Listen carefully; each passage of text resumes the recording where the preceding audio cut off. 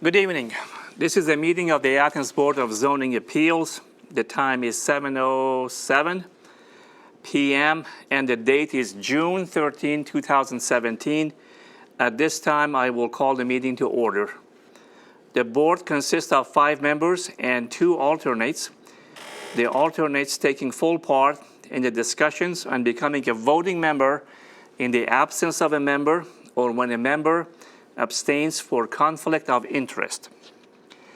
Present tonight are Ms. Kay Towsley, Ms. Joan Krainansky, and our alternate at the time is Mr. Aaron Thomas.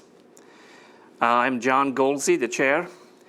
Also, we have present zoning administrator, Mr. Rick Sorois, and secretary, Mr. Paul Eschenbacher. At this time, I invite you to view a pre-recorded video on the rules and procedures of the board. The Athens Board of Zoning Appeals operates according to the following procedure. The chair will name and describe the case. The zoning administrator or secretary will state the basis of the objection and any applicable facts or conditions pertaining to the case. The appellant or their representative will give reasons why the appeal should be viewed favorably.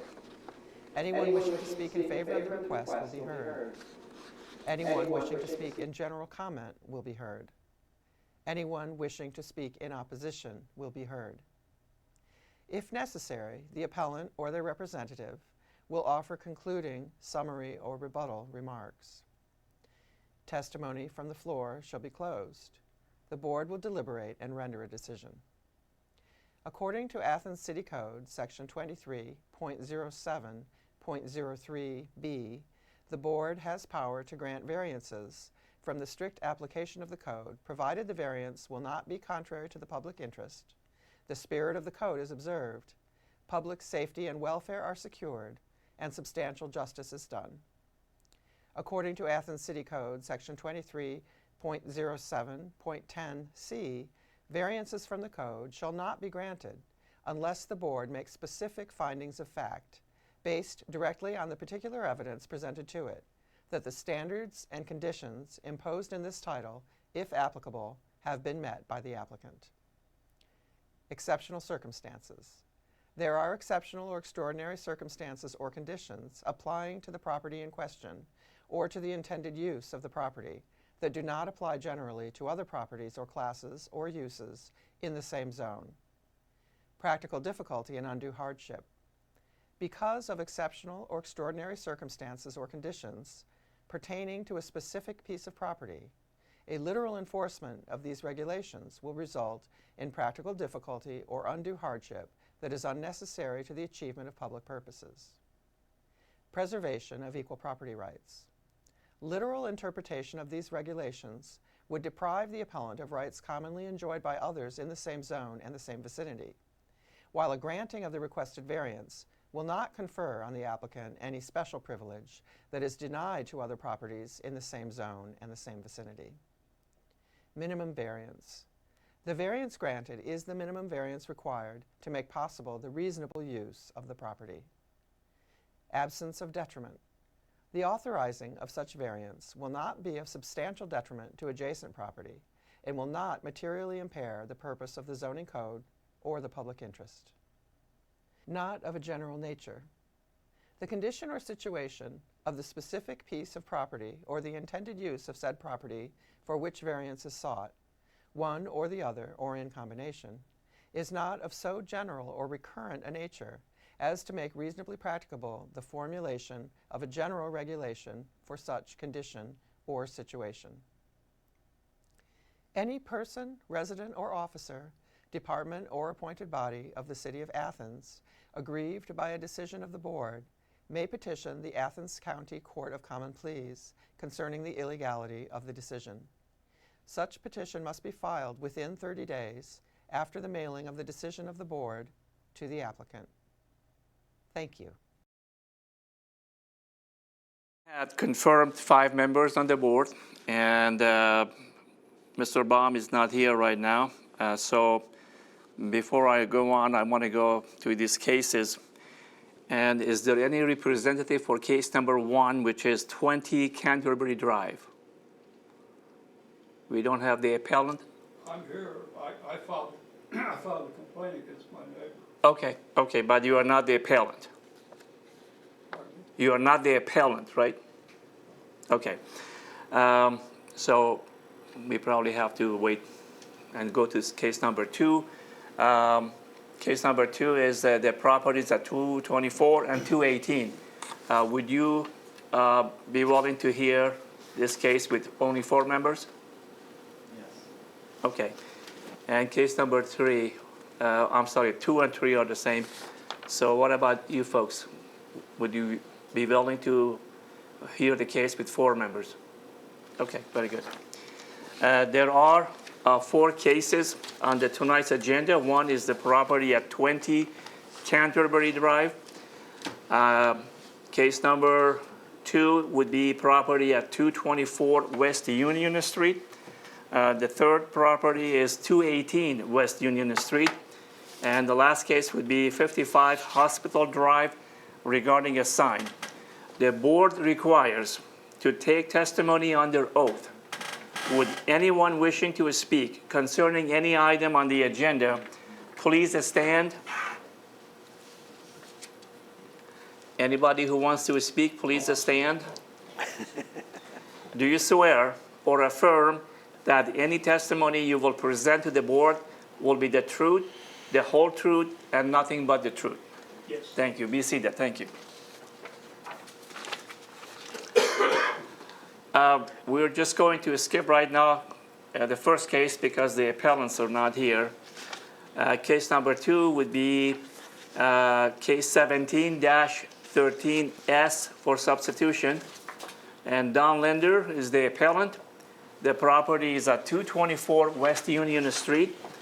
Appellant is requesting under 230502A a substitution of an existing structure with no structural alterations proposed for use, including residential occupancy of 5 below the second story and no off-street parking where 5 paved accessible parking spaces are required. For an existing structure, this is a substitution for an existing structure with no structural alterations or increased occupancy proposed, and the addition of 2 unpaid accessible parking spaces not located in front of the structure. Very warning. Yes, it is. Code Office, any comments? Anything you want to? Well, in general, I wanted to remind the board of the procedure for substitutions, which is basically you discuss it, there's no findings, you just make the motion and second it and vote on it. But I'd like to read the specific paragraph that deals with the powers of the board in this case. This is under 230702B. For nonconforming uses, the substitution for a nonconforming use existing at the time of enactment of the zoning code of another not more objectionable nonconforming use, if no structural alterations except those required by law or resolution are made. Provided, however, that in an R zone, no changes shall be authorized by the BZA to any use that is not permitted or conditional use in that R zone. And in a B zone, no change shall be authorized to any use that is not permitted or conditional use in that B zone. Now, the reason why his substitution request was so wordy was that he wanted to make it known to the board that there are going to be no structural changes. Right, right. Also, that just to remind the board that in a B zone, residential use is allowed. Yeah. It's regulated, but it's allowed. Okay. Okay, thank you. Any questions for the Code Office? Mr. Linder or your representative, please come to the podium, state your name and address for the records.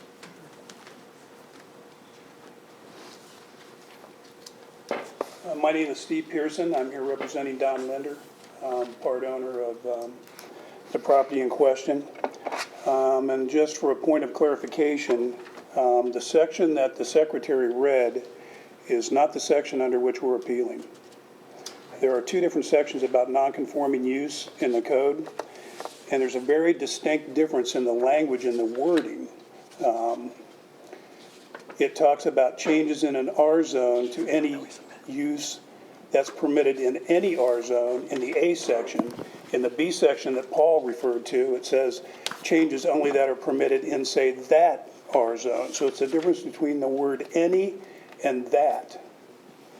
If you can see where I'm going here, because if the actual language is any change in that zone, we wouldn't be asking for a review.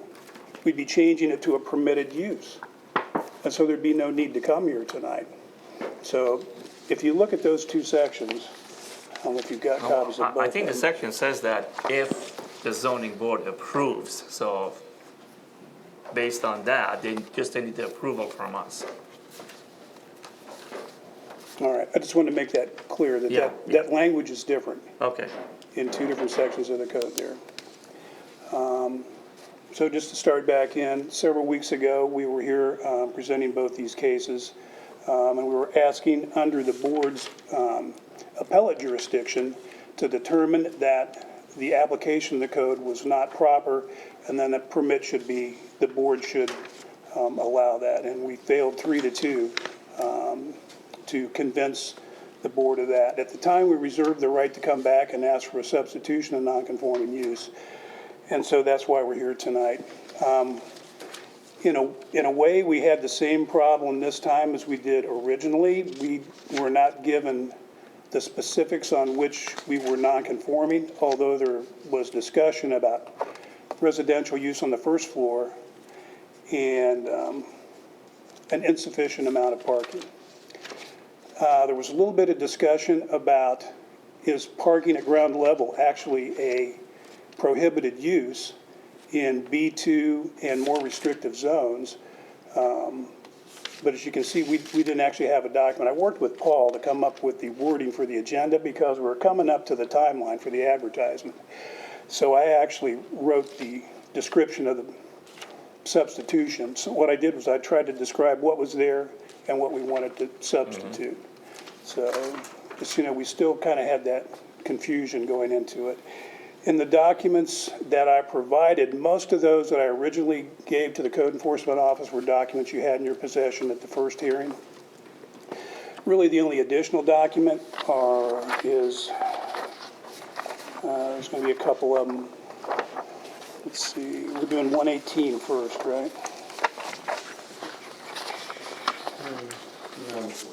224, excuse me. It's going to look like that. That's really the only additional document that you're going to have that wasn't provided in the other cases. And essentially what I did with this is I just went down through the existing situation and what parts of the code I thought were the non-conforming, and then addressing each of those to come up with a conclusion that what is proposed is not more objectionable than what exists.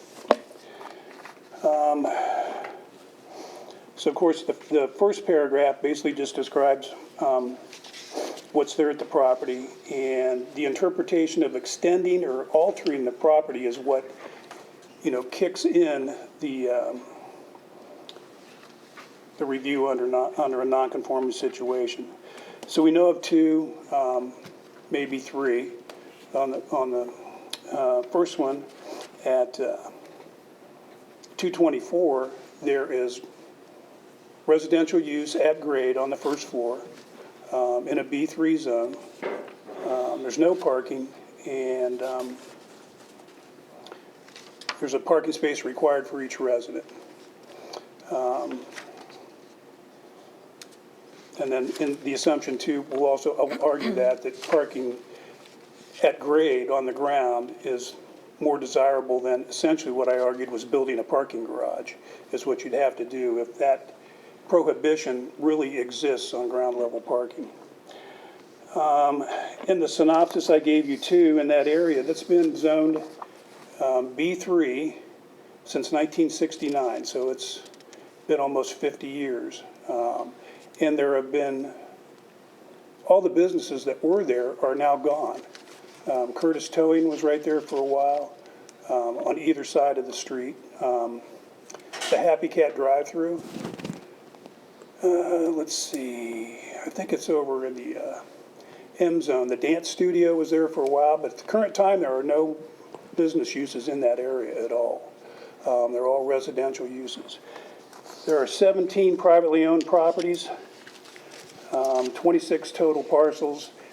The difference are parcels owned either by the trustees of OU or the OU Foundation. So every private use in that area is residential. And of all of those properties that have parking, it's all at grade. And many of the parking spaces are gravel. City regulations for paving requirement kick in at 4 or more. In this case, we're only able to put in 2. So the 2 parking spots, we would ask to be, to remain gravel. One of the reasons for that is there's no drainage in the area. There's no storm sewer system readily available. That area right there lays fairly low. And so not to create additional impervious surface or increase stormwater runoff, we'd prefer to leave the parking spaces gravel. Let's see. Something that I would like to note too, when this case was originally reviewed, the Office of Code Enforcement agreed with our interpretation that it should have been approved administratively. You have that document in the record too. So I wouldn't imagine that their position has changed from this document that they drafted in February. Let's see, what else?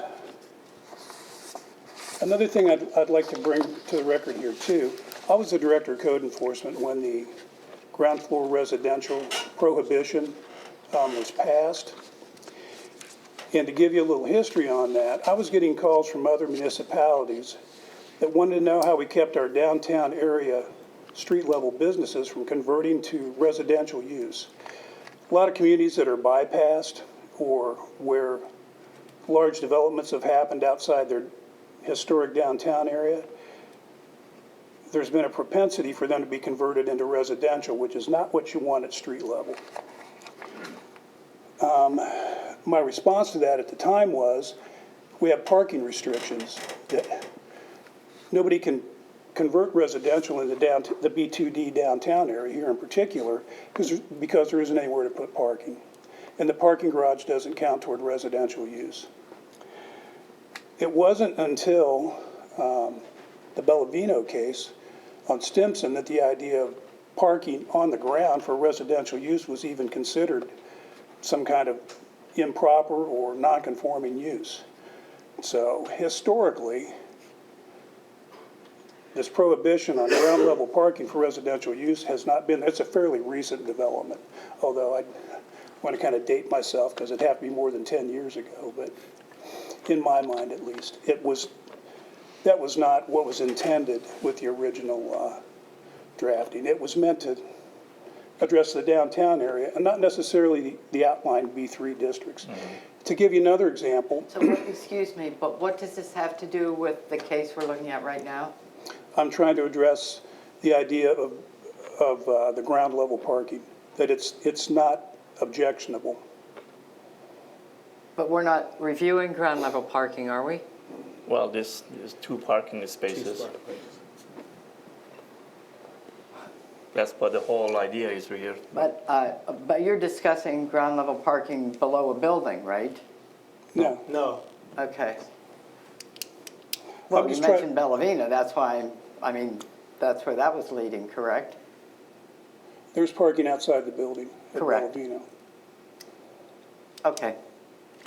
I'm just trying to address everything because we weren't given a sufficient document of refusal, so I'm just trying to address everything. I'll just go ahead and something related to that too. The property that we're talking about here is the neighborhood. Let me back up a little bit. From the Hocking Valley Bank back to Sonic, there are 21 properties that are residential use on the ground floor and have parking at grade. So this isn't really, I don't think anybody thinks that's horrific, that, that's the situation there, or in this neighborhood. So So I guess the whole conclusion here is we really don't want to change anything. I know you guys heard a case, two meetings ago, where somebody wanted to actually do modifications to a building, and you attach a condition to obtain parking. In our case, we're voluntarily asking, with no change in the building, no increase in occupancy, to create parking. So we'd like to create 2 additional parking spots, and that's the only difference than what exists there right now. So I can answer any questions you might have. Any questions for Mr. Pearson? Would the 2 parking places that you're proposing to establish, or have already established, would they be for the residents of 224? I believe that's the intent, that they be there to be provided for the residents, yes. Would they be charged a fee for those parking places? I don't know about that. I mean, there's 5 residents, so you'd only have 2 spaces, so somehow, Yeah, my discussions with Mr. Linder, and he can say something if this is different than what we've talked about. It'll just be included in the rent. That'll be parking for the tenants. It'll be included with the rent. There's no additional charge. First of all, you need to swear in and then by the podium, please. Yeah. So, no, there's no additional charge intended. It'll just be to provide a space for the tenants to park, and this time of year too, a space for a maintenance vehicle to park on-site, off the street, because there's so many places that are empty right now, just to get up. I mean, where are you gonna park, for example, if you wanna do maintenance of this property? You can't park out on, if you're a maintenance man, you can't park on Union Street, and this will provide a space also for maintenance. Any other questions? I just want to summarize something to make sure that we all understand. You're substituting a non-conforming for another non-conforming. Basically, no changes. Right? And then basically what you want to propose in here, the 2 parking space is allowed in this zone. So we are not discussing that either. My only question in here is that which one is, and this is for the board, by the way, which one is more objectionable? The way as it is now, or adding the 2 parking space? Just dirt and grass there now, and people park on it. So, again, that's, if we can, you already addressed that, I believe, Right. partially, so. If it's already a low spot and you're going to gravel it, so it'll still be permeable, but if you're going to park cars on it, you're going to pack it. And I know it isn't the same as pavement or cement, but it's probably still going to add to the water drainage problem back there. What if every 6 months somebody goes with a shovel and kind of loosen it up? You going to do that, John? No? I almost thought it would go without saying that parking is desirable. Yeah, I mean, you hear a lot of cases. As a matter of fact, you require parking. That's why I brought that up. right. Parking is at a premium. It's a highly desired property condition, and I think the creation of parking addresses a longstanding problem that the city's had. It used to be that you could convert a property to rental purposes without parking. Mr. Baum was here. I would remind him, he was on council at the time, where to convert a property to residential, you had to create parking. And so that's been a high priority of the city for quite a few years, the creation of parking. so have you approached the planning commission? I mean, to me, what it seems like, because you keep coming back, this is your 3rd trip here, and a lot of the conundrum we've had to deal with is that one of the 2 lots, not the one that we're discussing right now, is split, and both of these properties border on an R3. That whole stretch of West Union is residential housing. And it just seems to me, rather than nitpick into little things like this really needs to go to the planning commission. Would be their responsibility to consider a rezoning for that whole side of West Union Street. And Joan, I think we discussed that before. And We did, and that was one of our well, conclusions. we kind of suggested that they are here and they have a proposal and we need to act on it to answer this. What happens later on with the planning commission, that would be a different issue, I think. Right. I made comment in my presentation paper that the board might want to actually do a recommendation to the planning commission to reconsider several different items. Ground level parking, is that really a non-conforming use in a business zone for residential purposes? And should some of these business zones be reviewed, that they really shouldn't be zoned as business? They should be zoned, in this case, say R3. But we're not here to make that giant argument Right. about a rezoning of, Right. you know, hundreds of properties, not hundreds, but probably close to 100 if you consider the B2 down Stimson Avenue, the B3 at the end, at the end of Stimson, not Stimson, Richland, excuse me. Richland Avenue, yeah. B2 Richland, B3 Richland, and then B3 on the east on Stimson, and then this section of West Union. I mean, think of all the residential uses that are out there. I mentioned it too, College Park, you know, that whole apartment complex out there. Graceland, Dr. Rothstein's, that's all in the business zone with parking on the ground.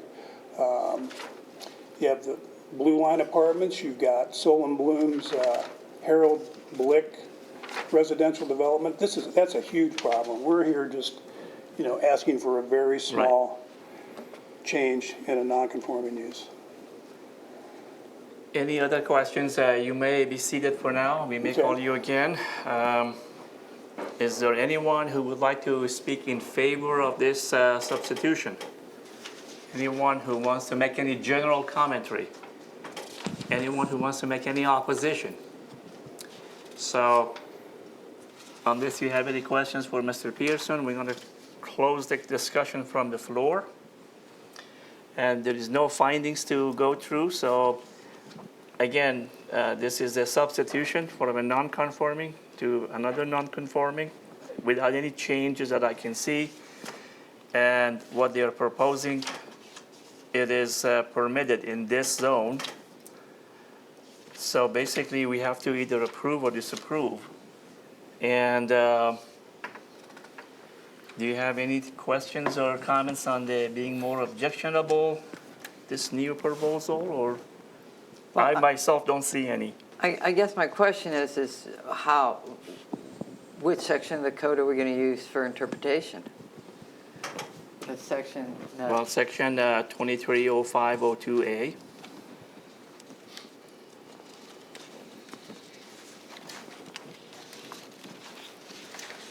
And that's what Mr. Eschenbacher read, I believe. I read 2307. 2307. Right, yeah, oh, no, okay. that's why I'm asking the question. You So- can't use advertising under A subsection. So 2307, 02B, that in an R zone, no change shall be authorized, et cetera, that is not permitted or conditional use in that R zone. In a B zone, no change shall be authorized to any use that is not permitted or conditionally, or conditional use in that B zone. So it's Okay. the specific zone. The specific zone, yeah. Right, as Yeah. opposed to any B zone.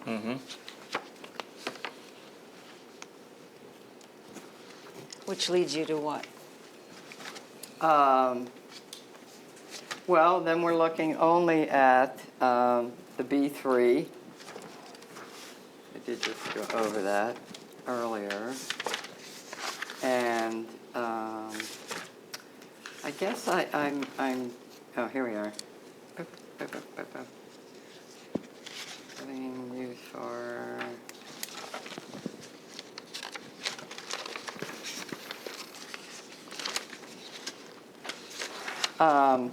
I think it takes me back to doing a modification under a grandfather, and this is what we discussed before, which then takes away the grandfather, and you're making a modification. You're adding a parking structure, and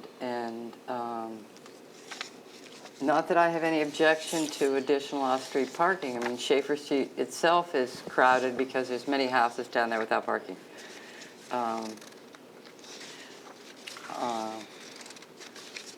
But I think that's an exception that we want to consider, is that they are making an alteration in. Is that alteration allowed in this zone? Is the use of it, is the use of this alteration, is it allowed?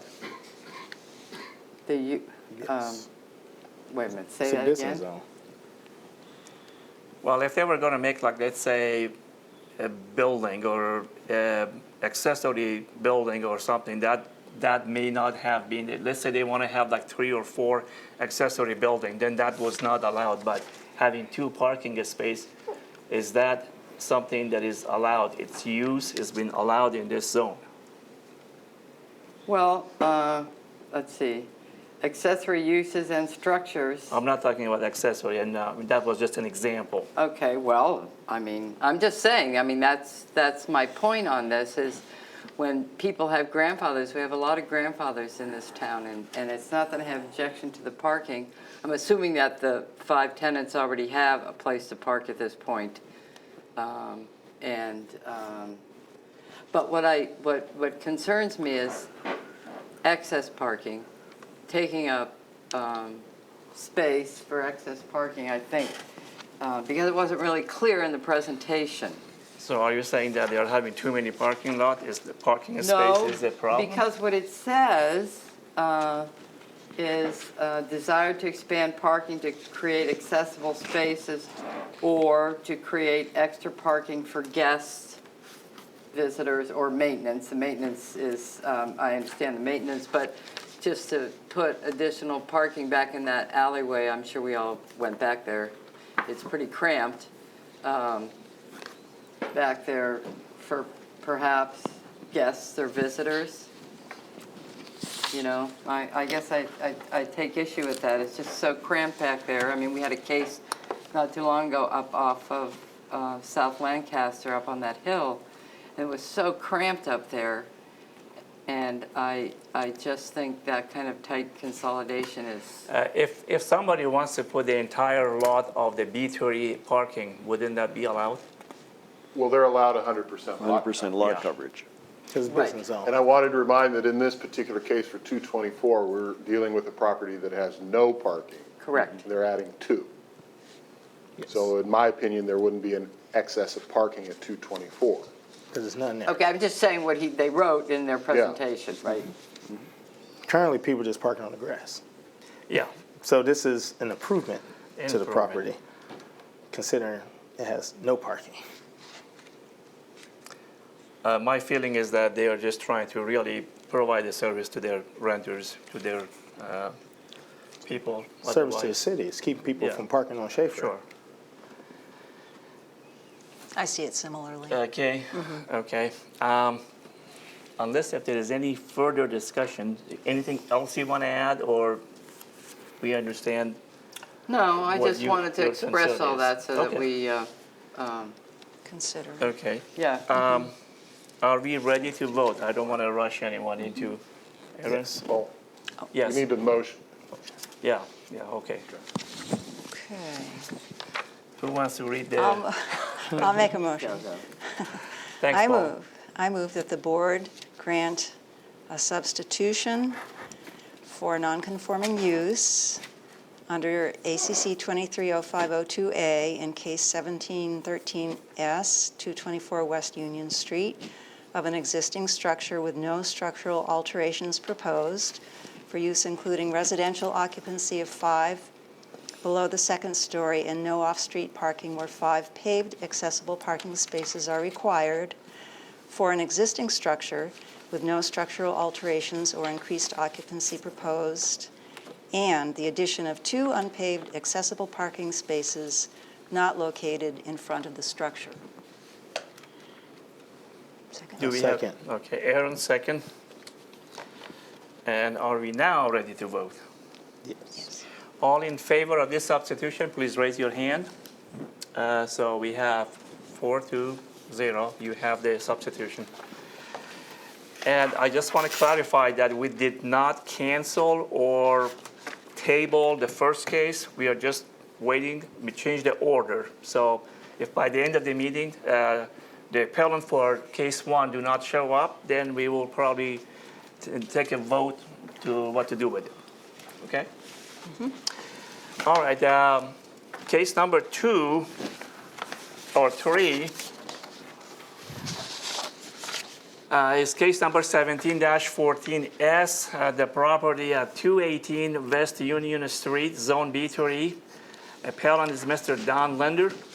Appellant is requesting under 230502A a substitution of an existing structure with no structural alterations proposed for use, including residential occupancy of 3 and parking below the second story where such residential use is only permitted on the second story or above the paved parking on grade for 3 vehicles where only 2 are accessible and accessibility is required for all parking spaces.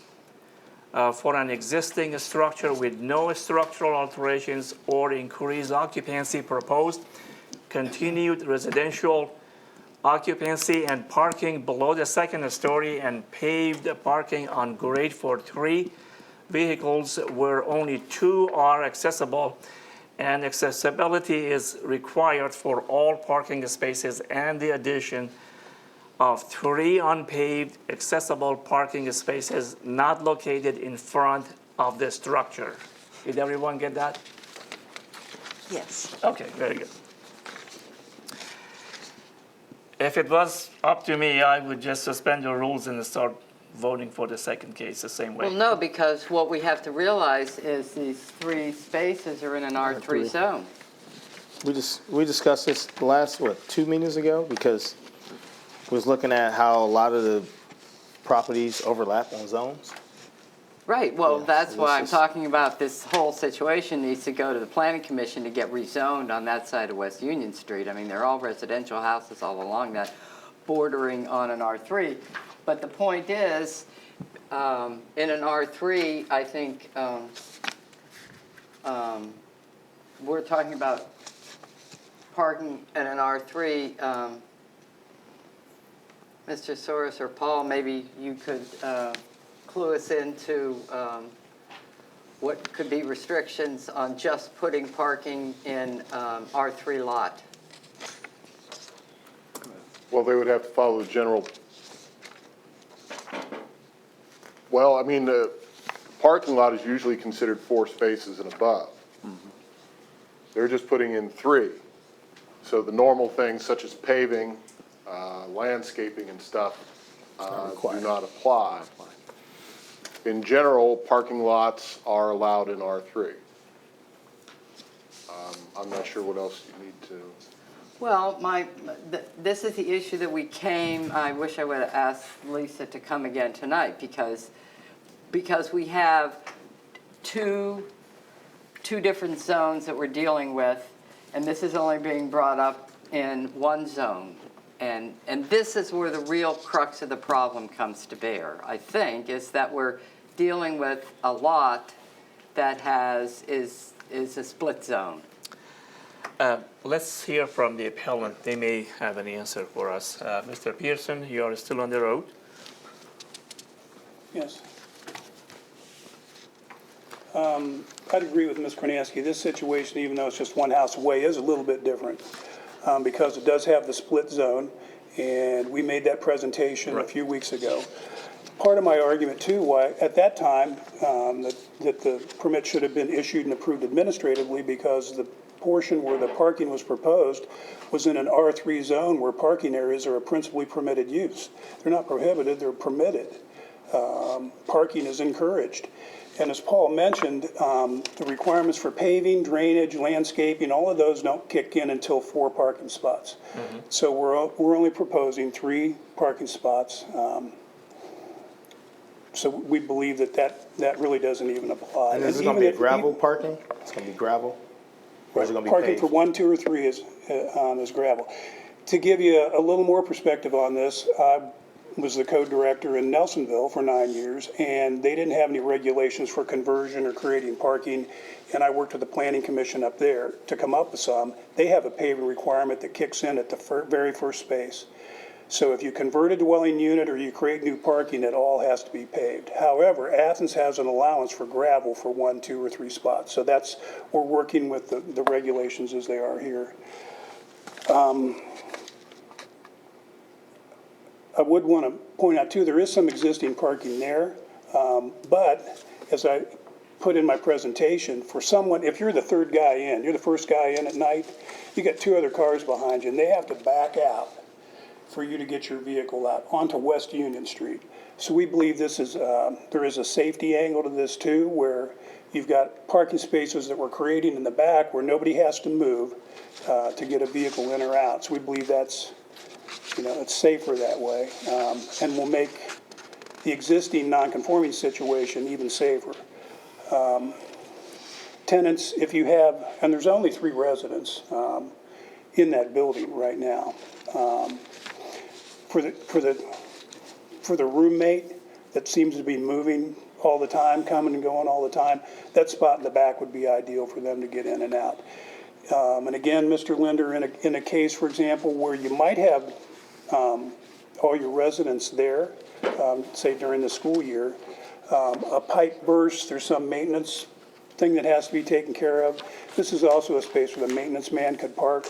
Or if you're having a party, I think Mr. Thomas mentioned he'd been in this area before, and there are social gatherings at sometimes where parking, becomes, desirable, so to speak. To kind of summarize some things too, and like I said when the comment that Ms. Granansky made, I think you do have several things here that you might want to refer to the Planning Commission. One, to consider the rezoning of this section of Union Street, Stimson Avenue, and some things down on Richland. That's a huge undertaking.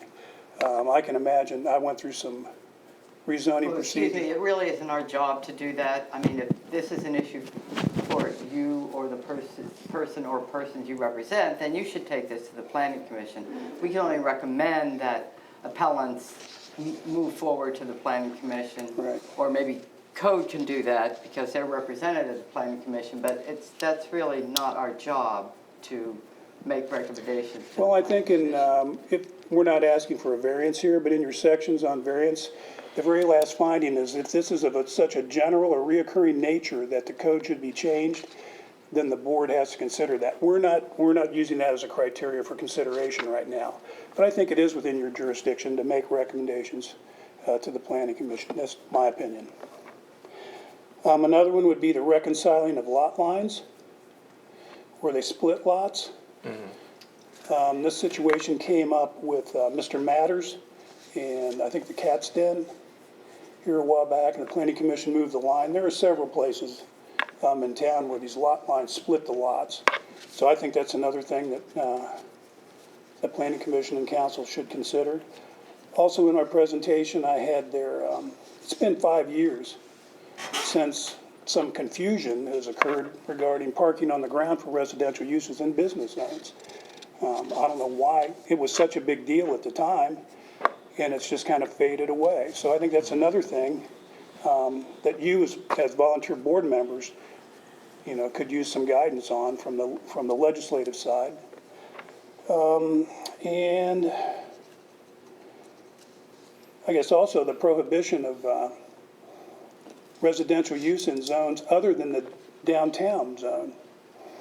That's just how when the Planning Commission recommendation went to council, when this ordinance was passed, it was probably about 12 years ago.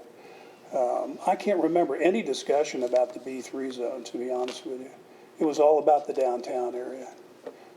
Again, that might be something to review, especially given the information I provided to you, the multiple number of, let's back up a little bit, 50 years worth of zoning business, and businesses are leaving certain areas. They're not coming to them, they're leaving.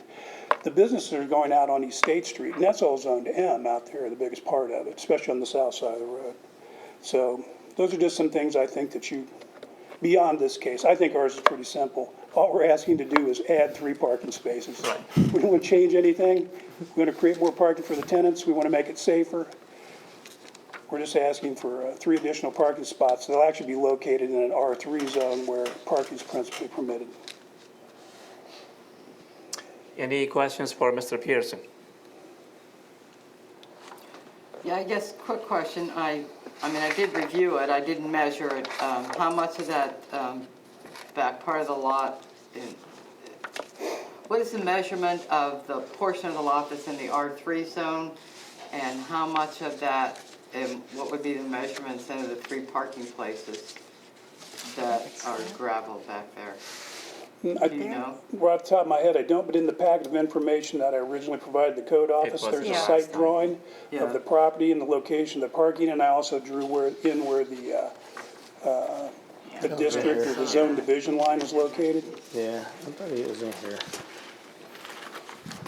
And I think, to be honest with you, these are some simple There you little go. things that can be cleaned 18 by up. 40, She got it. 18 foot Yeah, I by found 40 it. It was foot. stuck to the other sheet. So basically, that whole lot will be gravel? That whole portion of the lot that's in the R3? That's correct.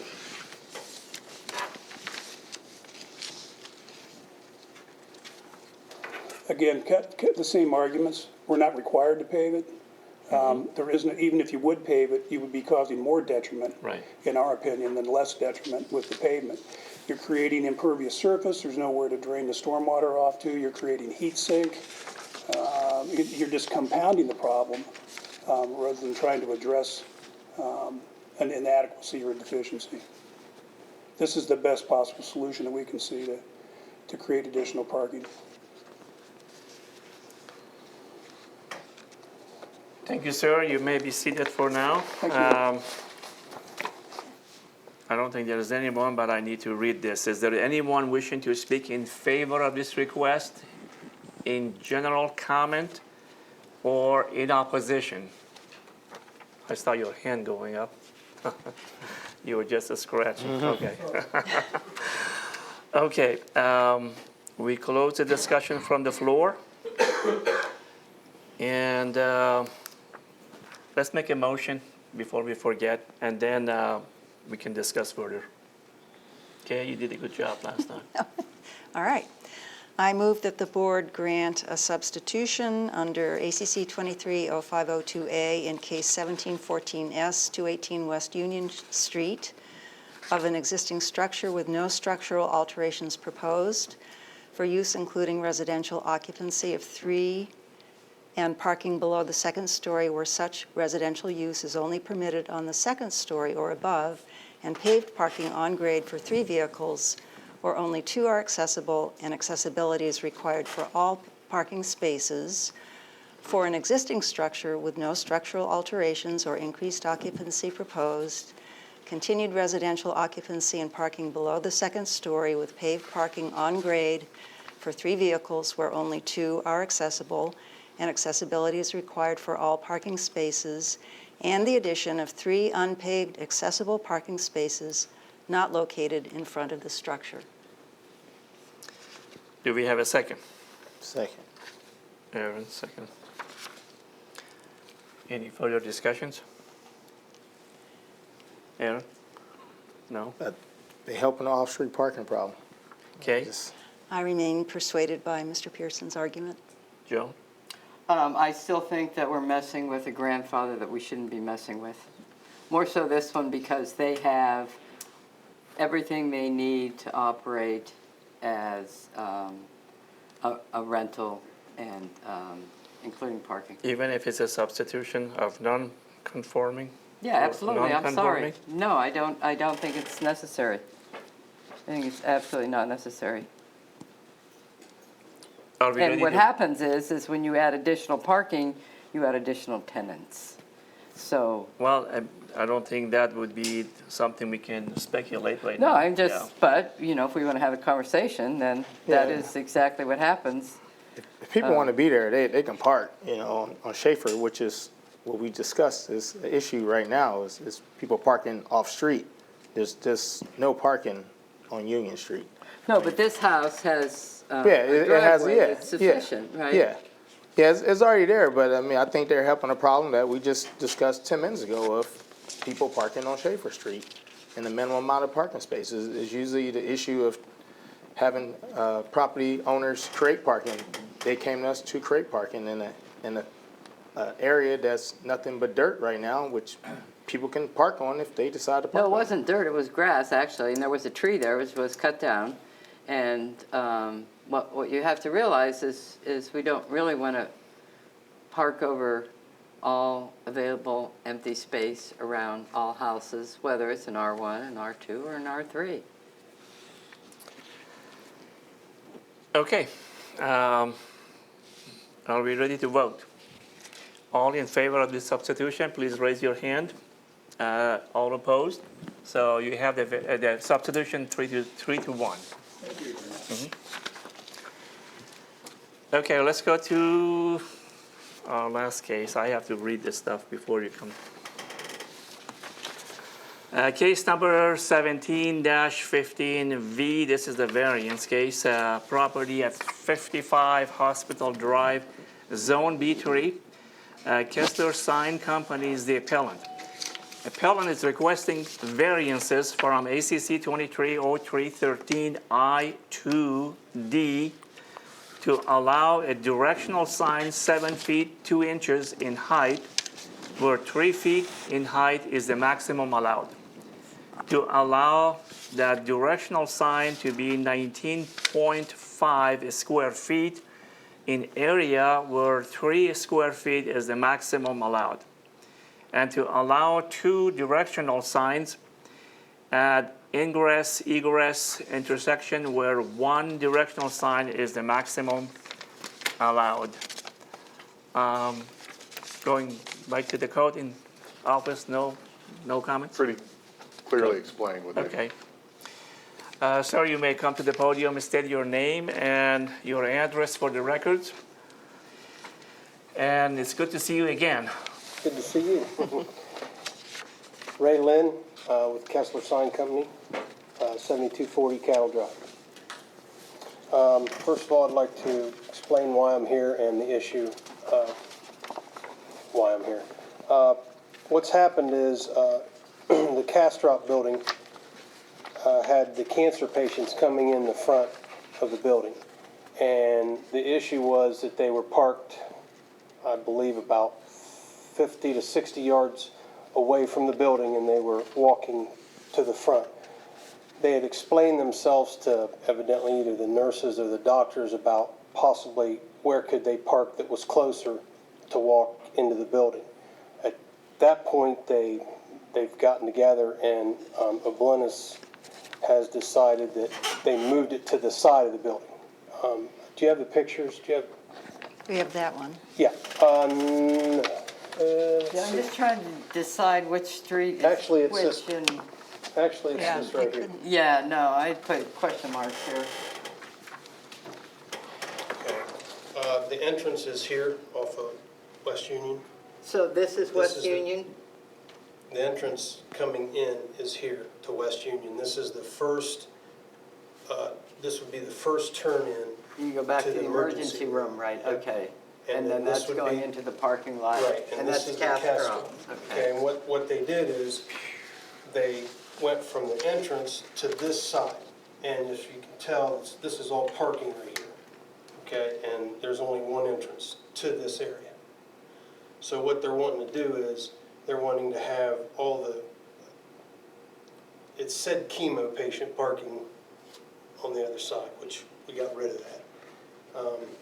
But there's really no other way of saying it, but these are the cancer patients that come in and get their medication, and when they come out, sometimes that walk, you know, they like to have a little more privacy. That's what they had said to the nurses or doctors. So they changed the entrance to the side. So that's why they want to have a directional showing the Ohio Cancer Care right there. So why 2 signs, though? I mean, if that's the whole point. Well, it's not, it's double-faced. That's what that sign is. Oh, it's one sign, so it's not One 2 sign. signs? No, it's one sign. And we're saying 2 signs because it's double-faced? I guess. It was listed as a second sign on the Two permit directional application. signs at the ingress, egress intersection. It's Yeah. it's A and B. It's Okay, one that wasn't clear in the, Okay. so if it's, It's one sign with two sides. okay. I think Yeah. that's what's on Which, there, right? yeah. Well, that's picture not what it shows it. says here, but when you explain it now, I think it's clear. Okay. I wasn't sure, did we submit it incorrectly? It's only been one sign, so. Maybe you're saving the next one for the second one for the next time. Well, I was told not to come back the last time. Okay. But anyway, that's the main issue. I mean, it's kind of, it's for clear and simple, precise direction for people that, for the patients that actually need it more than, I'm going to say, general public. So the bottom is like, it starts from 8 inches and goes to 7 feet. All the ratings is in that area. Yes, Yeah, right here. Yep. Okay, okay. It's the same exact sign that you have approved. It's just one additional sign. Yeah. Is it really essential? I mean, I go over there and it's like sign pollution city. Pollution? Sign pollution. I mean, there are signs everywhere. Sometimes they get confused as to where to go because it's like, oh, I should look at that sign or should I look at this sign? So I know it's important for people to get to where they need to go, and I'm hoping somebody's driving them. But does it have to be this large to actually get the point across, number one? And number two, the other question I had was in your rationale that says the signs have to be this height due to the visual acuity for people over the age of 40. Now, I'm almost double that, and I don't have any trouble with signage. Well, you're not the norm, man. I can show From you. my personal experience, every time I go over there, the streets are narrow and there is a stop sign, so I have to be watching for the traffic, and I often miss the signs. So my experience is different. So than you yours. don't find that there's a lot of sign pollution going No. on over there In fact, I think in the the signs are parking too lot? small. Yeah. I think they too low. If you got a big truck in front, you're gonna miss it. Yeah, it's something that I never thought it was over signage. That's my Well, it's personal. not so much that it could be up higher, but it's just taking up so much space. Well, see, all the writings in there, there's quite a bit of information that needs to be visible. I know, I'm still saying, I feel like sign pollution is happening over there, and not that I want anyone to get lost or be incapacitated getting from their vehicle to the front door. That was definitely the biggest reason that they changed it, was because of the walking distance, and actually there's a lot more privacy just in that area where they just walk into that side door and then they receive their chemo and then they're out of there on that Right, side. yeah, I know where that is. A lot of time, I mean, I know you know where it's at. I mean, when you come out of the front, you got that circular, and then you gotta either come down those steps Right. or use the ramp. But the problem with that wasn't just the end of it. They had the parking spaces. I don't know if you remember, but there was about 3 or 4 parking spaces that just said chemo patients, but we couldn't keep them near the handicap, and they were the furthest away. And now they're going to be, for the cancer patients right there. I mean, that picture kind of shows right where they're going to be parking. So they literally get out of on the sidewalk and they can get to the building. Well, your rationale for the variance number 3 does say to have 2 directional signs. It doesn't say back to back, so I guess that's where the confusion. That's where the came in. confusion was.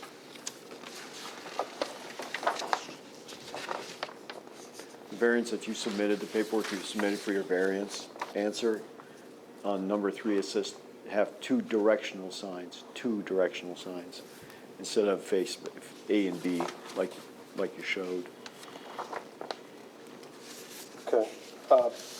Again, if you look at the picture, It's just one sign with an A and B. Right. one sign, A and B. Right, Gotcha. right.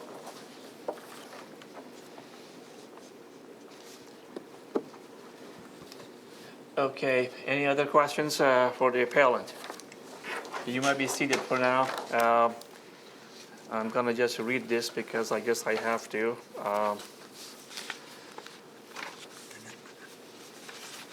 Is there anyone who is, wants to speak on, in favor of this request, or in general, or in opposition? I don't see anyone. So we're going to close the discussion from the floor. And we need some discussion, we need a motion, and we have to go through the findings.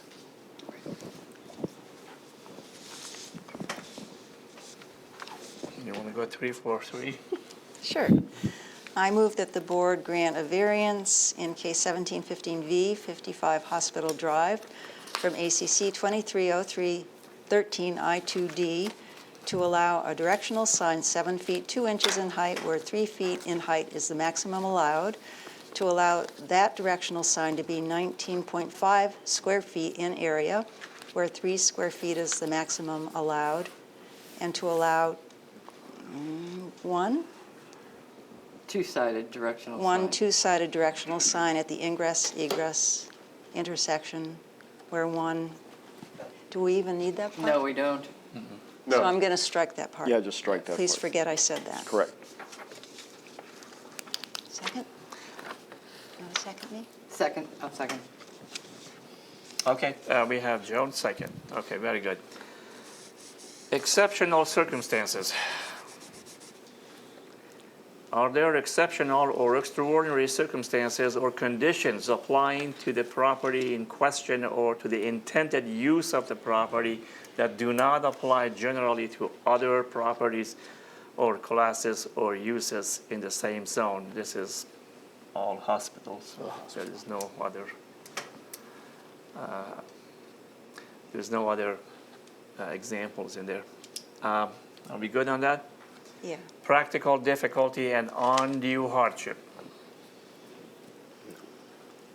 No? No, Preservation of equal property rights. no special privilege. Again, there's no special privilege for this specific property. Minimum variance. Well, I think there is a lot of special privilege for this particular property. Well, what I'm saying, I mean, there's no other, we are not giving more privilege to this property than the others in the same zone, the same vicinity, With the same use. or the same use. You have to say for the same use. Yeah, because but it's same. relevant.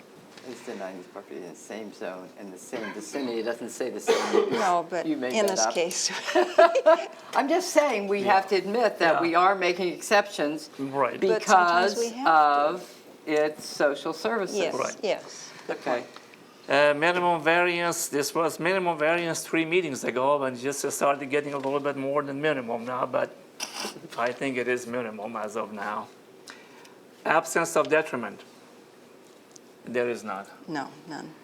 And not of a general nature. No. No. Are we ready to vote? Yes. All in favor of the variance, please raise your hand. We got 4-0, you have the variance. We'll see you next time. No. Okay, we need to make a decision on the first case. To your knowledge, are we having any cases next month? Yes, One. Okay, can we fit one more? yes. Okay. We need a motion whether to table the first case or just totally, Well, this gentleman Dismiss has it. been sitting here. Yeah, well, this whole can time. we have that talk without the appellant present? I think we can hear the case, right? Without the appellant. You're allowed to, but it's also allowed to be challenged because the appellant wasn't allowed to speak. represent Right. themselves. And the appellant also did not provide us with a rationale for, respond to the findings, so we really have no background from the appellant whatsoever. That's That's right. My question is that, can we officially hear him tonight so he doesn't have to come next time? Or we won't ask any questions, we just hear what he has to say? That's up to you, but I don't see the problem with letting him. Speak. Yeah, I think we've done this before. Okay. If Because it'll be in the someone came. minutes if we need to It will be in refer the back to minutes. it. Again, we won't ask any questions or anything. You can present your case, but you did not swear. All right. Do you swear that to tell the truth? First of all, I'm Before you speak, we have to make sure that you swear in. Do you swear to tell the truth, the whole truth, and nothing but the truth? I do. Please go to the podium so we can hear you also. Thank you. State your name and address for the record. My name is Tom Dunlap, D-U-N-L-A-P, and I live at 15 Canterbury Drive. I live right across the street from Mark Foltz, Okay. and that is the person that I've filed a complaint against. It has been almost a year that I have talked to Mark Foltz about this situation. I sat on a zoning board many years ago when we were designing the R1 zone, the R2, the R3. We were going through sign ordinances and everything. One of the things that in the R1 zone, and I'm sure you all know, is that you are not allowed to have a business in an R1 zone. Now, it's clear that Mr. Foltz has a business. He is asking, I think, what, for 3 people? Yes. Now, he has 4 right now. They work 8 hours a day. They can't keep the business going with that many people. I cannot understand how he can ask for just 3 and complete his business. I think there's something underhanded going on there, but I won't speak to that. Now, what happened was that I approached him because I knew the regulations and I knew he was in violation of the code. At that time, he said that he was going to move part of his business or all of his business to Middleport. That's where he's from. And he was going to get down there, and his wife at that particular time says, boy, I hope he does, because I want my house back. Now, he has a warehouse under his house. He has 4 employees, which means an increase in traffic. He has UPS, FedEx, the Postal Service that is bringing in and taking out orders every day. Some of his employees load up their SUVs and take it to the post office. So there has been a dramatic increase in the number of cars and the number of trucks that are now in that place. I have asked him on occasion. Now, what he has done, he is very, very neatly, he hasn't got complaints from anybody else, because the house right across the street, he hired a wife. He hired a woman. So she is working for him. Obviously, she's not going to make a request to live. On his right is a rental. So the rentals are not going to do it. The people to the right of me are now moving to Columbus to a condominium. So they're not going to create any problem either. I am very disappointed that he is not here. If he applies for something that in my estimation, is not worth even requesting, I don't even think he ought to even request that thing, because he has other ways of running his business. He talked at one time about going out to the little shopping mall on Route 50. He went out there, he looked at it, he was going to lease a place, and he was going to operate from that position. Now, he has also looked at other kinds of things, but he doesn't do anything. He's a procrastinator. He has been going on like this since last September. And, you know, that's my reason for disappointment in him not being here and answering questions that I have. I have talked to him. He came to me and he said, what would make you happy? What would make me happy is that he would get rid of his business. I don't believe that we can allow a precedent to be established by his business, and this is just not for Canterbury Drive, it's for the whole city of Athens. I have discussed that with him. What would make me happy?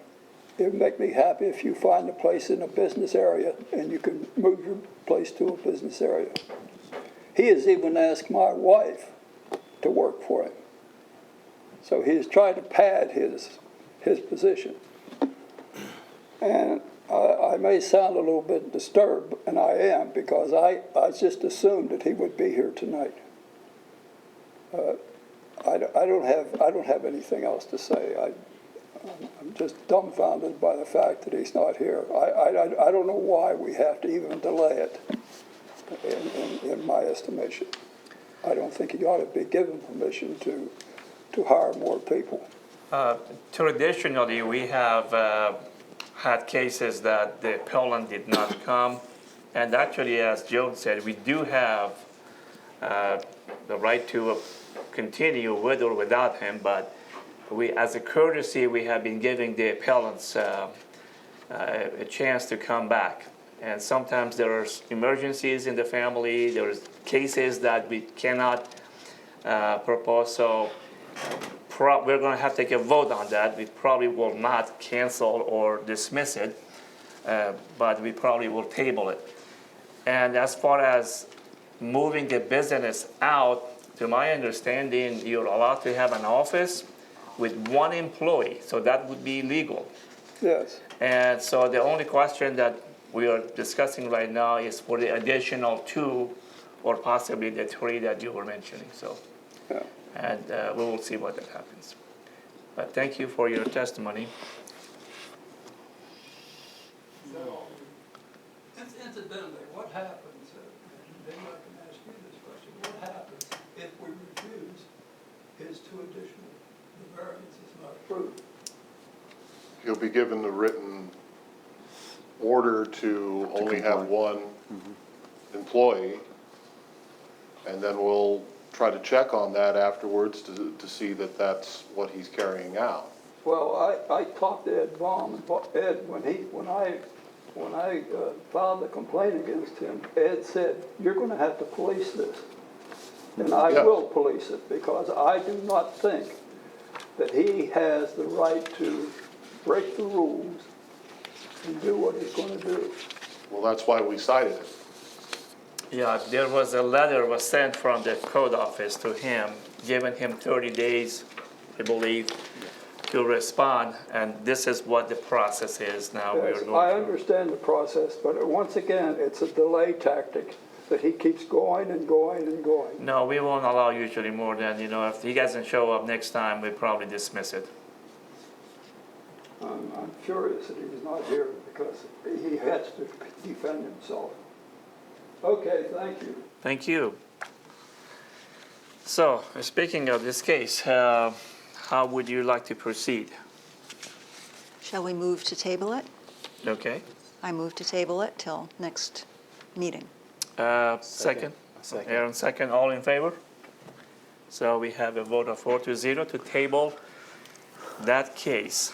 All that's left is approval of the last month's minutes. Do we have the motion to approve the minutes of May 30th? This was a special meeting. I wasn't You there. weren't I here? wasn't there. Yes, Okay. I approve. Well, we only have 2, so Can't do anything. we'll have to wait till next month, so we have at least 3 people to approve it. Okay, I move to adjourn. Be second, third, and fourth.